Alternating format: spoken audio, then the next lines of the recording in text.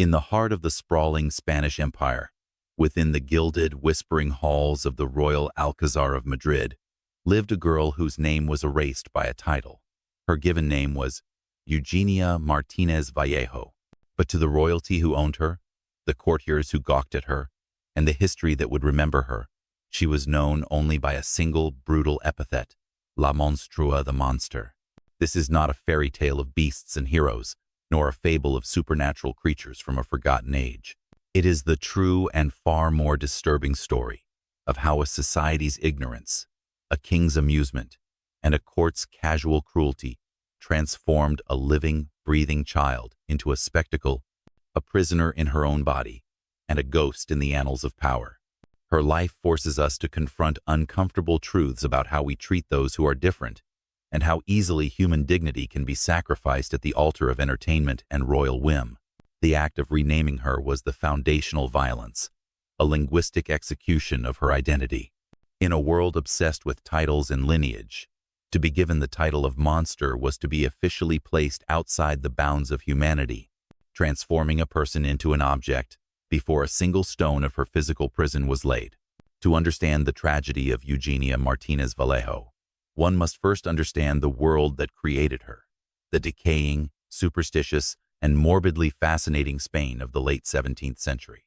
The once mighty Habsburg Empire was collapsing under its own weight, a decline personified by its monarch, King Charles II. Known across Europe as El Hechizado, or the Bewitched, Charles was the tragic product of generations of Habsburg inbreeding. Plagued by a host of severe physical, intellectual, and genetic ailments, the king himself was an object of morbid curiosity, a living symbol of a dynasty that had turned in on itself one too many times. His court, steeped in religious fervor and a deep-seated fear of the unnatural, was a place where omens were seen in every shadow, and God's judgment was thought to be a palpable force. It was within this strange and anxious environment that a grotesque tradition flourished, the collection of human beings as curiosities, known euphemistically as gens de plaisir, or people of pleasure. These individuals, dwarfs, giants, the hirsute, and others with congenital conditions, were fixtures in the Spanish court, a practice perfected by Charles II's father, Philip IV. They were kept, clothed in fine livery, and fed from the royal kitchens, but they were never paid. They existed in a bizarre and cruel limbo, neither servants nor guests, their humanity secondary to their entertainment value. More cruelly, they were sometimes called sabandijas del palacio, the vermin of the palace. Their purpose was twofold: to amuse the bored nobility and, by their very presence, to reinforce the supposed perfection and divine superiority of the royal family. They were living decorations, their inner lives and sufferings entirely irrelevant. This was the world waiting for Eugenia. She was born in 1674 in the remote village of Barcena de Pienza, to parents of humble background, José Martínez Vallejo and Antonia de la Bodega. Her arrival was marked by what was immediately seen as an omen. Her mother's water broke during Sunday Mass, and Eugenia was born within the stone walls of the local church. The villagers, steeped in the era's superstition, took this as a sign that the child was destined for something extraordinary. They named her Eugenia, meaning well-born or noble, perhaps hoping to will a blessed life into existence for her. But it soon became clear that her destiny would be shaped not by nobility, but by a malady no one could comprehend. From infancy, Eugenia began to grow at an alarming rate. Before her first birthday, she was said to have the appearance of a 12-year-old, and by the age of 1, she weighed a staggering 20 kilograms, or about 44 pounds. By age 6, that weight had tripled to nearly 65 kilograms, or 143 pounds. Her parents watched in a state of growing horror and confusion. They sought physicians, who put the child on strict diets, but nothing could halt her growth or her insatiable, agonizing hunger. Today, we can give her suffering a name: Prader-Willi Syndrome. It is a rare and cruel genetic disorder that, among other things, disrupts the function of the hypothalamus. The brain's center for regulating hunger is broken. Victims of the syndrome suffer from hyperphagia, a constant and torturous feeling of starvation, because their brains never receive the signal that they are full. It is a biological trap, condemning them to a lifetime of struggle against their own bodies. For Eugenia, this unseen genetic enemy would define her existence, turning her body into a prison and her difference into a curse. In her small village, where conformity was survival, her condition was not seen as a medical tragedy but as a spectacle. Neighbors and strangers mocked her, forcing her desperate parents to hide her away inside their home, shielding her from a world that had already judged her. This ostracism was not merely random malice. It was a form of social policing. By casting Eugenia out, by labeling her as other, the villagers reinforced their own sense of normalcy and belonging. She was an unwitting sacrifice to their need for a stable, predictable world, a process that would soon be replicated on a much grander and more terrifying scale. The king's own physical state likely played a significant role in his fascination with Eugenia. As a monarch widely viewed as malformed, Charles II's collection of monsters was a complex act of projection and control. Unlike his predecessors, he could not use these individuals to highlight his own physical perfection. Instead, by possessing and displaying Eugenia, he could seize control of the very narrative of abnormality. He, the king, became the arbiter of who was normal and who was a curiosity. She became the court's official, sanctioned monster, a spectacle that perhaps distracted from the king's own perceived deficiencies and reinforced his power not through perfection, but through the absolute authority to own and define the imperfect. For 6 years, the tragedy of Eugenia Martínez Vallejo was a private, familial agony, confined to a small house in a remote village, but a secret so visible could not be contained for long. The story of the giant girl of Barcina began to travel, passed from villager to traveler, from merchant to priest. It was a tale that grew with each telling, transforming from local gossip into a regional legend, a whisper of a living prodigy, a miracle of nature hidden in the Spanish countryside. Inevitably, these whispers found their way through the winding corridors of power until they reached the one place where such a story would be met not with fear or pity, but with the keen interest of a collector, the royal court of Madrid. The news reached the ears of King Charles II, a man perpetually in search of diversions from the burdens of his crown and the failings of his own body. He was, according to the chroniclers of the time, very intrigued by the reports of this mysteriously large child. His interest was not that of a compassionate sovereign concerned for a subject's welfare, but that of an obsessive connoisseur hearing of a rare and priceless specimen for his collection. An order was dispatched from the capital, a royal command that would irrevocably alter the course of Eugenia's life. In 1680, an emissary of the king arrived in Barcina with a summons. The 6-year-old Eugenia and her parents were to present themselves at the court in Madrid. The arrival of the royal decree at the humble dwelling of José and Antonia must have been a moment of profound and conflicting terror. It was a command they were in no position to refuse. To defy the king was unthinkable. Yet, tangled within their fear was a fragile, desperate strand of hope. Perhaps the great physicians of the capital, the men who tended to the king himself, would have answers. Perhaps in the heart of the empire, they would find a cure for the mysterious ailment that was consuming their daughter. This hope was the tragic engine of their compliance. The king's summons was a double-edged sword, an offer that was both a threat and a prayer. It promised a potential escape from the daily cruelty of their neighbors, but at the cost of delivering their child into a world of unknown dangers. This intersection of power and desperation left them with no real choice. The king's invitation was a masterful act of coercion, preying on their deepest parental instincts. Their journey to Madrid was not a path to salvation, but the first steps into a gilded cage, a decision born of a tragic calculation that would seal their daughter's fate. The arrival of a 6-year-old peasant girl at the Royal Alcazar of Madrid should have been an insignificant event. But Eugenia Martínez Vallejo was no ordinary child. As she was led through the opulent, overwhelming labyrinth of the palace, she was met not with kindness, but with the cold, appraising stares of the nobility.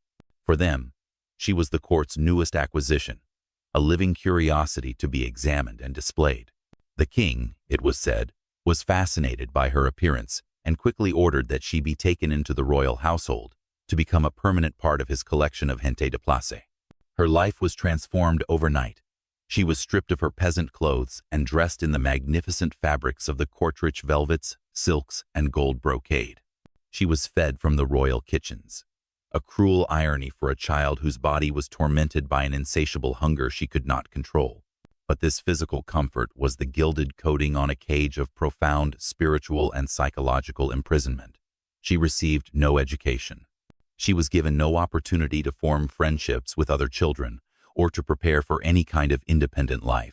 Her entire existence was predicated on her value as entertainment, her humanity systematically stripped away in favor of her role as a royal amusement.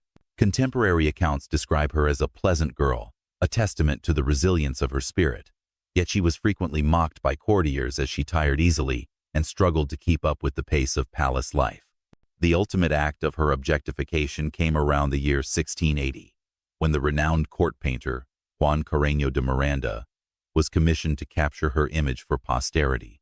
He was not asked to paint one portrait, but two, each designed to document and define her monstrosity in a different way. These paintings were not mere art. They were instruments of control, a definitive statement of the court's absolute ownership of Eugenia's body and image. The first, La Monstrua Vestida, the monster clothed, depicts her in a sumptuous red and gold formal dress, the attire of a high-ranking lady of the court. In this image, the court attempts to domesticate her difference, to package her abnormality in the finery of their world. She is presented as a formal, decorative object, her condition assimilated into the royal aesthetic. It is a portrait that says, even this, we can control and make beautiful. The second portrait, La Monstrua Desnuda, the monster nude, is far more brutal and revealing. Here, the 6-year-old child is stripped bare, holding a piece of fruit in each hand, a possible cruel allusion to her insatiable appetite. This was not a classical nude in the artistic tradition. It was a clinical, voyeuristic documentation of a medical anomaly. It strips away the finery and exposes the court's raw, pseudo-scientific curiosity. It is an act of profound violation, reducing a child to a specimen to be catalogued and studied. The court chronicler Juan Cabezas echoed this cold gaze in his written description, noting her overly large face and a stomach as huge as the fattest pregnant woman about to give birth, marveling at her unsightly nature, while offering the faint praise that her face was not too unpleasant to look at. Together, the two portraits represent the total possession of Eugenia. La Monstrua Vestida shows the court's power to culturally integrate her. La Monstrua Desnuda shows its power to scientifically dissect her. Through these canvases, the court captured her, defined her, and ensured that her legacy would forever be filtered through their controlling, dehumanizing gaze.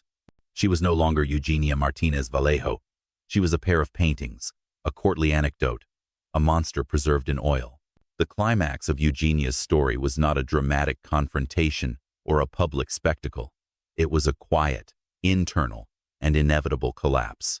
Her battle was never against a single villain she could face, but against the silent betrayal of her own body and the profound indifference of the world that held her captive. Her end came not with a bang, but with the slow, unseen fading of a life that was never allowed to burn brightly. As she moved from childhood into her teens and early 20s, the physical toll of Prader-Willi Syndrome would have become increasingly severe. In an era without modern medical understanding, the constant ravenous hunger would have been compounded by a cascade of other health crises. The immense strain on her heart and other organs, the severe hormonal imbalances. It is believed she was infertile and never even began menstruation, and the simple physical difficulty of moving her large body would have left her in a state of chronic pain and exhaustion. The pleasant girl of her early court years likely faded as her health declined, her novelty wearing off for the easily bored nobility. She would have become less of a centerpiece and more of a fixture, an aging, ailing curiosity relegated to the shadowed corners of the palace. Eugenia Martínez Vallejo died in 1699. She was just 24 or 25 years old. The exact cause of her death is not recorded, but it was almost certainly a complication arising from her condition, perhaps heart failure or type 2 diabetes, common and fatal outcomes for those with untreated Prader-Willi syndrome. Her death scene can only be imagined, but it would have been one of profound loneliness. There were no crowds, no chroniclers recording her last words for posterity. Her passing would have occurred in a quiet, forgotten chamber of the vast palace, a stark contrast to the opulence that had surrounded her for nearly 2 decades. The court, that great and grinding machine of power, would have noted her death as the loss of a possession, a minor disruption, before moving on without a pause. The monster was dead. The show would go on. Her quiet, medical end underscores the deepest truth of her story.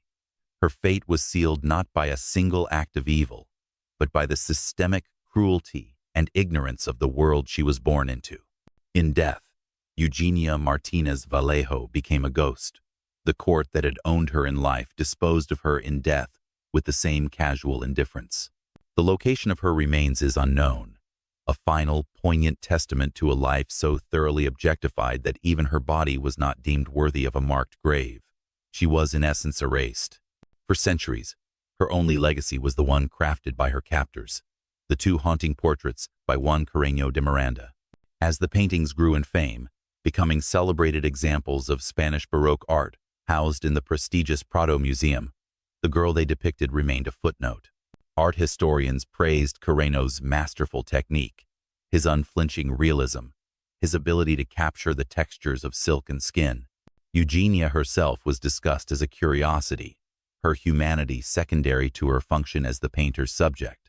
The portraits were admired, but the person was forgotten. This created a deep and troubling tension that persists to this day. Eugenia's story forces an uncomfortable question upon anyone who stands before her image. Can we celebrate great art without condoning the human suffering it was built upon? Her legacy became a battleground between 2 conflicting interpretations. Is she the subject of a masterpiece, or the victim of a historical crime documented on canvas? The art historical view celebrates the painter's skill, while the social historical view condemns the exploitative act of the painting's creation. In the late 20th century, a reawakening began. Historians and the public started to see Eugenia not as a monster or an artistic subject, but as a person.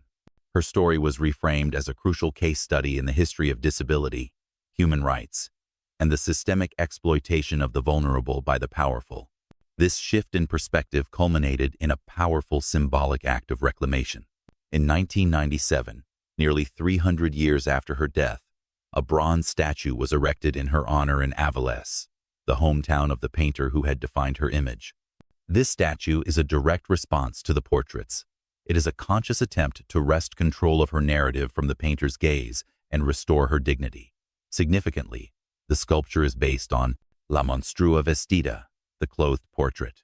The choice was deliberate, to represent her with the formal dignity the court had only pretended to give her, while rejecting the clinical, violating gaze of the nude depiction. Where the paintings objectified her, the statue memorializes her. Where the court forgot her, modern society chose to remember. Her legacy is not static. It is an ongoing dialogue about who gets to tell the stories of the past, and how we choose to find the human being behind the monster. The girl called the monster by royalty. For over 3 centuries, that is how Eugenia Martínez Vallejo was known. A label, a curiosity, a footnote in the history of kings. Her story, however, forces us to ask a simple yet profound question. Who was the real monster? Was it the child, born with a cruel trick of biology that trapped her in a body she could not control? Or was it the powerful, gilded society that saw her suffering not as a tragedy to be soothed, but as entertainment to be consumed? The court of Charles II is long gone, its palaces now museums, and its empire a memory. But the impulse to define human value by arbitrary standards of normalcy remains a potent and dangerous force in the world. The specific mechanisms of Eugenia's exploitation of royal menagerie of human curiosities are historical, but the underlying psychology of othering is timeless. Defining a person or a group by their difference to reinforce the security and identity of the majority is a pattern that repeats itself across cultures and eras. Eugenia's story is therefore not just a relic of a barbaric past. It is a mirror. It asks us to look at our own world, at the systems of power and the casual cruelties that still exist, and to decide who we choose to see as fully human. Eugenia Martínez Vallejo was denied a voice in her own lifetime. By remembering her story, not as a spectacle, but as a call for empathy and justice. We give her one now. What does her life, and the title she was forced to bear, teach us about the monsters and the humans in our own society?